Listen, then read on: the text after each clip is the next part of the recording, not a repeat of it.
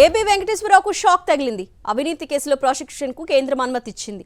AB Venkateswararao అవినీతిపై రాష్ట్ర ప్రభుత్వం పూర్తి వివరాలను సమర్పించింది. ఈ వివరాలను పరిశీలించిన తర్వాత ప్రాసిక్యూషన్కు కేంద్రం అనుమతి ఇచ్చింది. త్వరలో ఏబీవీని అధికారులు ప్రాసిక్యూట్ చేయనున్నారు. టీడీపీ ప్రభుత్వంలో ఇంటెలిజెన్స్ చీఫ్గా పనిచేస్తున్న సమయంలో సెక్యూరిటీ పరికరాల కొనుగోలులో అవినీతి చేశారని ఆయనపై కేసు నమోదైంది. ఐపీఎస్ అధికారి కావడంతో ప్రాసిక్యూషన్కు కేంద్రం అనుమతి తప్పనిసరి. ఈ నేపథ్యంలో రాష్ట్ర ప్రభుత్వం కేంద్రానికి వివరాలు సమర్పించింది. వీటిని పరిశీలించిన తరువాత ఏబీవీ ప్రాసిక్యూషన్కు కేంద్రం అనుమతించింది. రైట్, డీటెయిల్స్ మా ప్రతినిధి సతీష్ అందిస్తారు. సతీష్,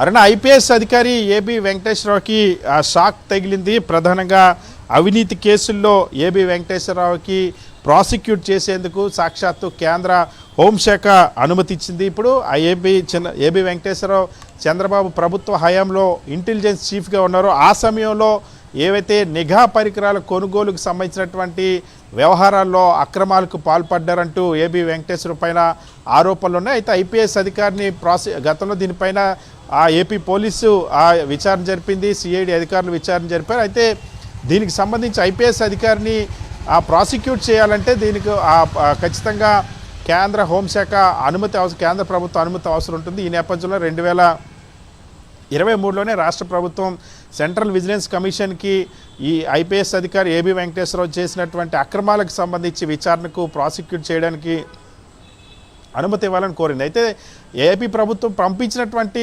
ప్రతిపాదనలపైన సమగ్రంగా అధ్యయనం చేసిన తర్వాత అందులో ప్రాథమిక ఆధారాలున్న ఏపీ ప్రభుత్వం పంపించినటువంటి నివేదికలో ఏబీ వెంకటేశ్వరరావు 2015 నుండి 2023 ఏప్రిల్ 23 వరకు 24 ఏప్రిల్ 2019 ఏప్రిల్ 23 వరకు కూడా ఏదైతే ఇంటెలిజెన్స్ చీఫ్గా ఉన్నారో చంద్రబాబుకు అత్యంత సన్నిహితంగా ఉండేటప్పుడు తనకున్నటువంటి అధికారాన్ని దుర్వినియోగం చేసి తన కొడుకు సంస్థ అయినటువంటి ఆకాశం సాఫ్ట్వేర్ కంపెనీ ద్వారా ఆకాశం సిస్టమ్స్ కంపెనీ ద్వారా కొనుగోలు చేశారు కొన్ని నిఘా పరికరాలకు సంబంధించి. అందులో 2017లో మొదట 20 కోట్లు అవుతుందని ప్రతిపాదించి తర్వాత 25.50 కోట్లతో కొనుగోలు చేశారు. అయితే ఈ కొనుగోలుకు సంబంధించి పూర్తి స్థాయిలో నిబంధనలు ఉల్లంఘించారు, చట్టాలు ఉల్లంఘించారు, పెద్ద ఎత్తున అక్రమాలకు పాల్పడ్డారు. సో వీటన్నిటిని ఆధారాలను పరిశీలించిన తర్వాత సెంట్రల్ విజిలెన్స్ కమిషన్ ప్రాసిక్యూషన్కి అనుమతి ఇవ్వాలని చెప్పి కేంద్ర హోంశాఖకు సిఫార్సు చేసింది.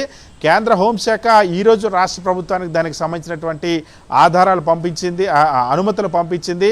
ప్రాసిక్యూట్ చేయడానికి ఏబీ వెంకటేశ్వరరావుని ప్రాసిక్యూట్ చేయడానికి ఆంధ్రప్రదేశ్ ప్రభుత్వానికి పోలీసు యంత్రాంగానికి అనుమతిస్తూ తొలగించింది. ఇది ఒక పెద్ద షాక్. ఎందుకంటే ఏబీ వెంకటేశ్వరరావు ఇంటెలిజెన్స్ చీఫ్గా వ్యవహరించారు. తెలుగుదేశం పార్టీ ప్రభుత్వ హయాంలో చంద్రబాబు ప్రభుత్వ హయాంలో అత్యంత సన్నిహితంగా ఉన్నారు.